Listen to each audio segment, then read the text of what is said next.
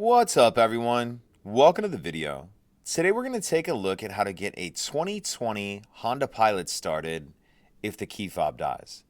So I'm going to be demonstrating on a 2020 Pilot in this video, but it will be the same on a few different years. So I've taken the battery out of this key fob to demonstrate. As you can see, none of the buttons are working. If I try to start the vehicle as I normally would, it's not going to start.